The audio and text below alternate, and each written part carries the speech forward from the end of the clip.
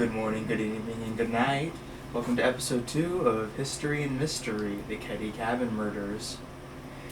Alright, so the Keddie Cabin Murders. Setting the We scene. didn't introduce ourselves. They know who we are. What's your name, man? What's your name, man? I'm Twubba. That's not. I thought it was Alexander. Oh, shit. Alright, my name is Jaime. I'm Raven. Charles. Alright, setting the scene. Keddie Resort, the location of one of the most gruesome murders in Plumas County. Sue Sharp, mother of 5, moved to Keddie, California, from Quincy, California. They began renting the cabin 5 months prior to the incident. Sue populated the cabin with her 5 kids: John, who was 15, Sheila, 14, Tina, 12, Ricky, 10, and Greg, 5. That's a lot of kids. Yeah, that's a whole lot of kids. It ain't that bad. Alright. A normal life. On April 11th, 1981, at roughly 11 a.m., Sue, with Sheila and Greg, drove to one of Rick's friends' houses to pick him up after he attended baseball tryouts in Quincy. On their way back to their cabin, they happened to encounter her son John with his friend Dana Hall Wingate, 17, hitchhiking back to Quincy to hang out with some friends. Later that night, Sheila had previously planned to spend the night with her friends, the Sebald family, who lived next door in cabin 27. She left the cabin at 8 p.m. Shortly after, she arrived at the Sebald's cabin. Her sister, Tina, left at 9:30 p.m. to return to cabin 28. Just for clarification, Tina was at the Sebald's cabin, number 27, hanging out with them all day, but she was required to come back. And the last time Tina was seen was around 9:30 p.m. She is presumed to be the last innocent person to see the rest of the victims alive. But the last person to see any of the victims alive and live to tell the tale is Sheila. A bloody surprise. The next morning, Sheila departed cabin 27 en route to cabin 28. She walked to the door and opened it. She discovered one of the most disgusting sights anyone can find: the bodies of Sue, John, and Dana in the living room. All 3 had been bound with medical tape and electrical cords. The house was quickly searched, determining that Rick, Greg, and Justin were found untouched, but there was no sign of Tina anywhere. Panicking, Sheila rushed back to the Sebald's residence. Jamie Sebald returned to the home and ushered Rick, Greg, and Justin out the back window. He reported that he stepped inside the cabin to see if anyone else was alive, which in turn potentially contaminated the crime scene. Tripping. Gruesome horrors. The bodies of the 3 were extremely vicious. The 2 knives and 1 hammer were located in the living room, covered in blood. The walls were also painted in blood. Sue was stripped from the waist down. She was also gagged with a blue bandana, her own underwear, and tape. She had a stab wound in her chest and a slit across her throat, cutting her larynx and grazing her spine. She also had the imprint of a Daisy 880. Come on, Trevor, you took it out and you should know those words. What you talking about? Powerline BB pellet rifle butt on the side of her head. John's throat was slashed. Dana had multiple head injuries and had been strangled to death. John and Dana had multiple contusions to their heads caused by 1 or more hammers.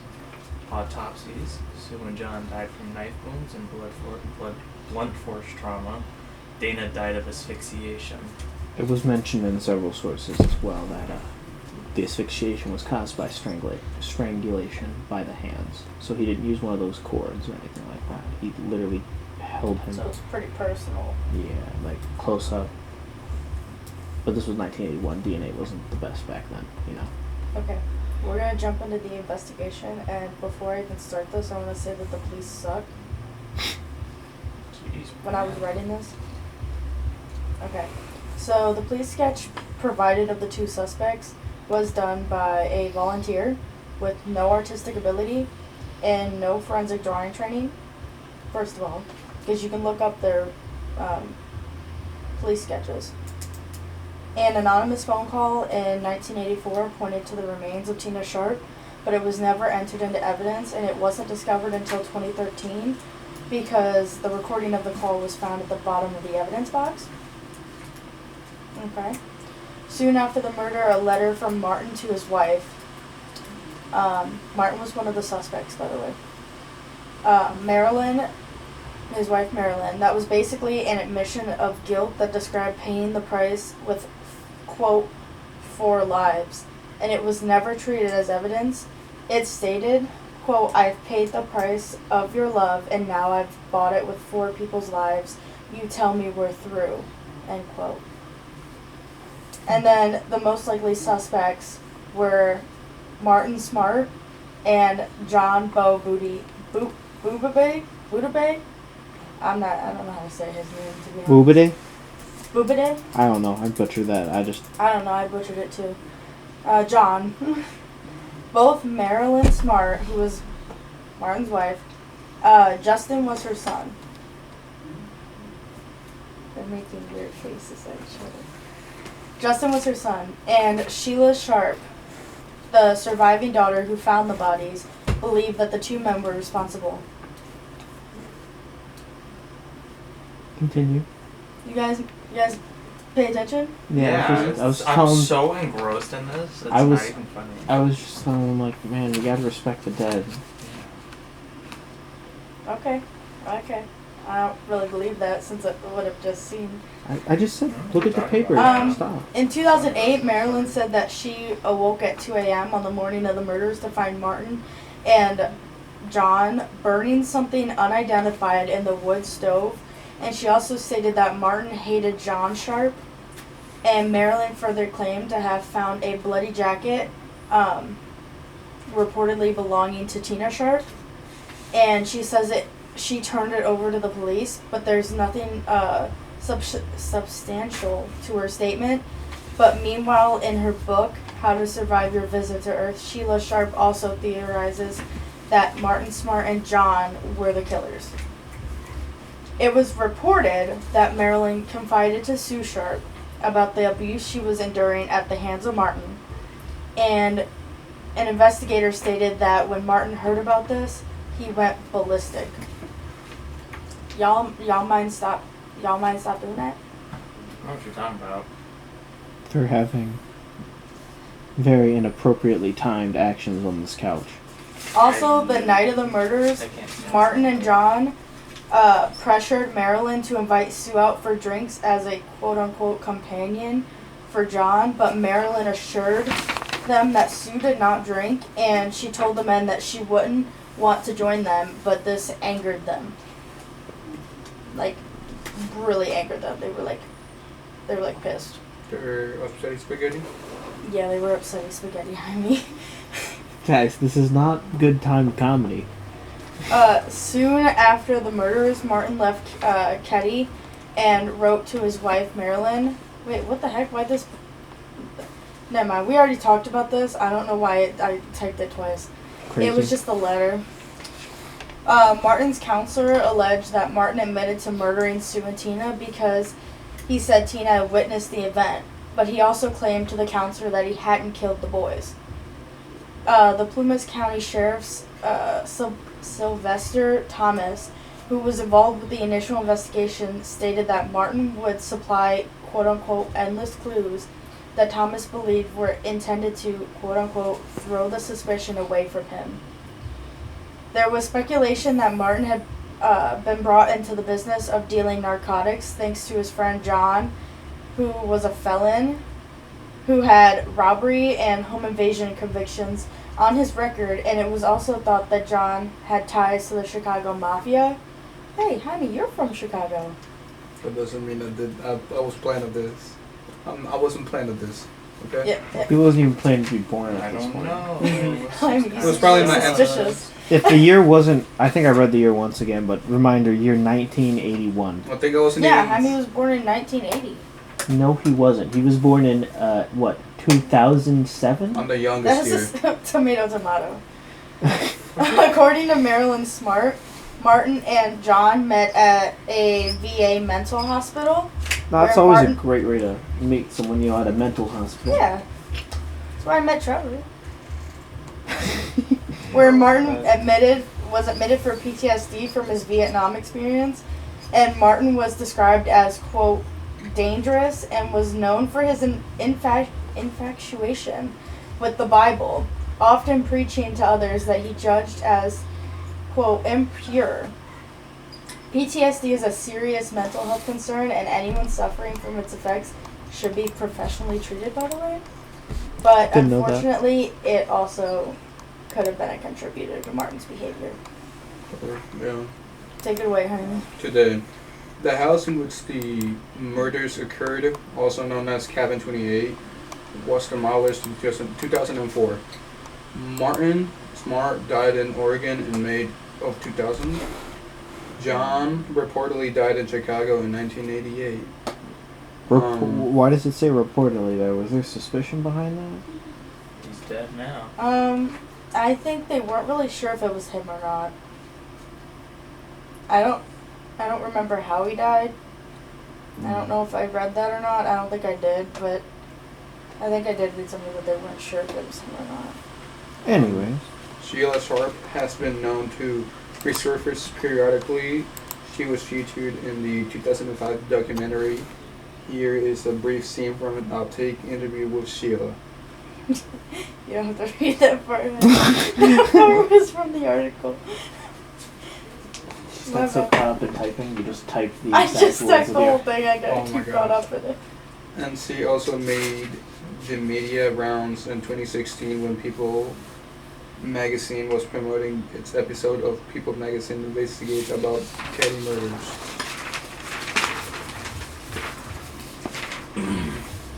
Marilyn and Justin can also be seen in the 2005 documentary, but more recent information about them isn't readily accessible online.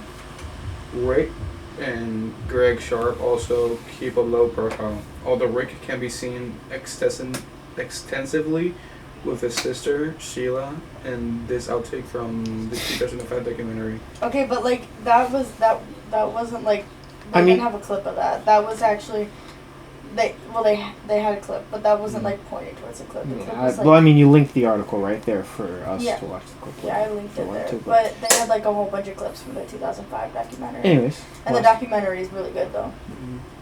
And then some case updates every few years, and investigative news team revisits the Keddie Kevin murder case, and the takeaway from journalists and law enforcement is almost always some version of we're still working on it and we're getting closer to solving the mystery.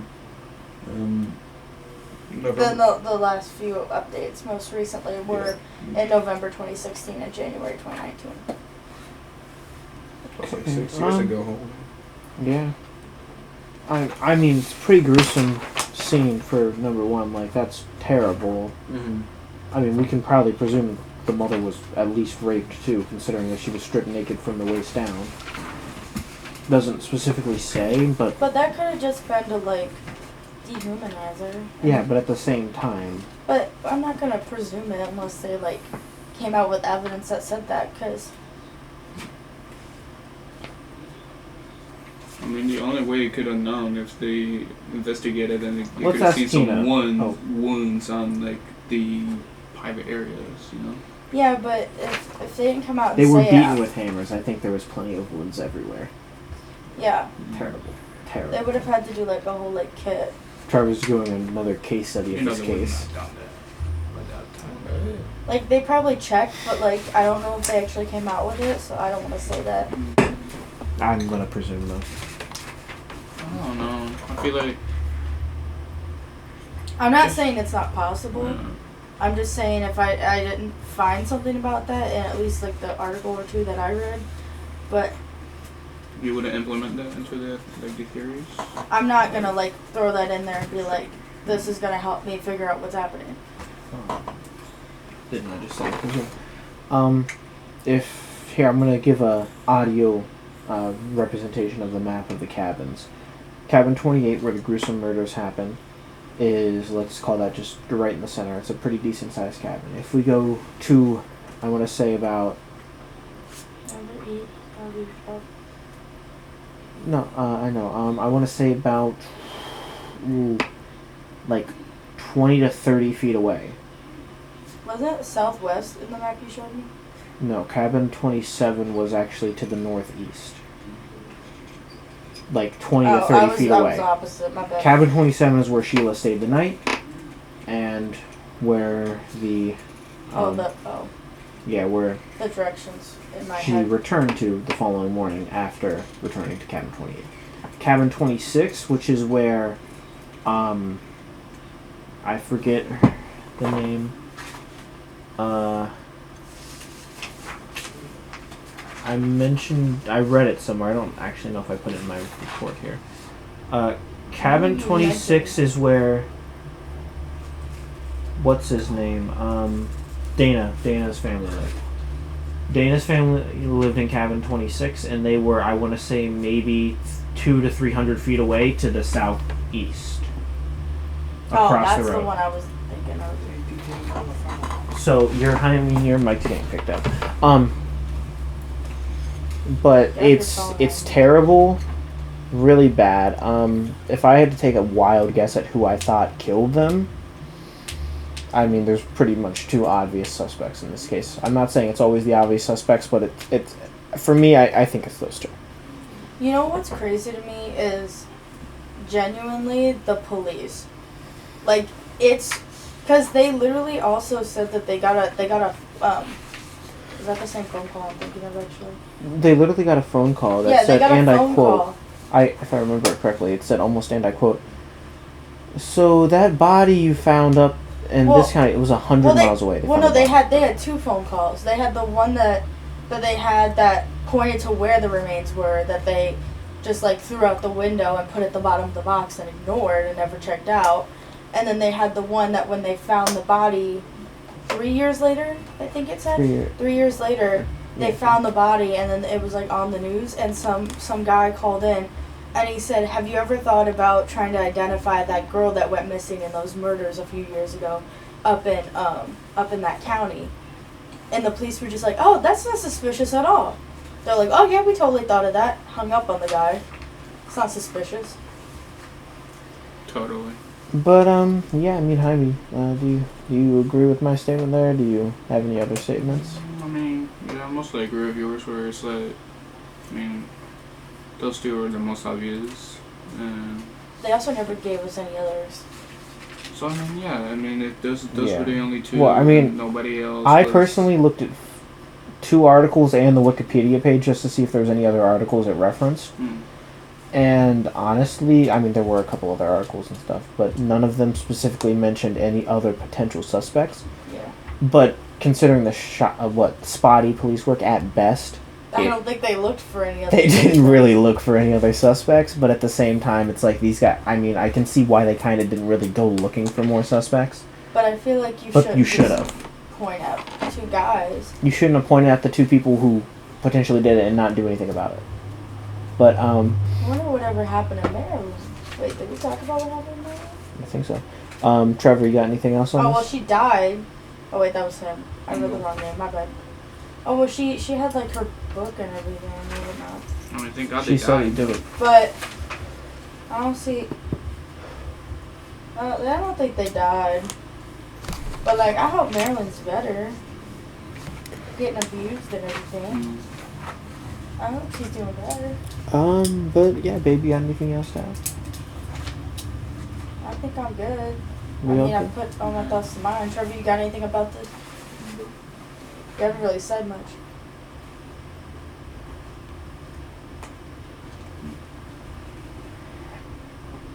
I mean, yeah, I lived in agreeing. I totally agree with what Charlie said about that. Also, I'm pretty sure the letter that Martin wrote to his wife was pretty clear. Pretty weird. True. Okay. Yeah, the letter to his wife. saying that he paid the price for their love and that he bought it with 4 people's lives. Yeah, that's You like. can tell me we're through. I mean, I didn't find anything else in the letter. I'm sure they found more or something, unless that was all the letter was. Mhm. But then the end of it was kind of weird. You tell me we are through. Like, Yeah. did she, like, I'm just confused. Was that because of, like, I probably could find something about it if I, like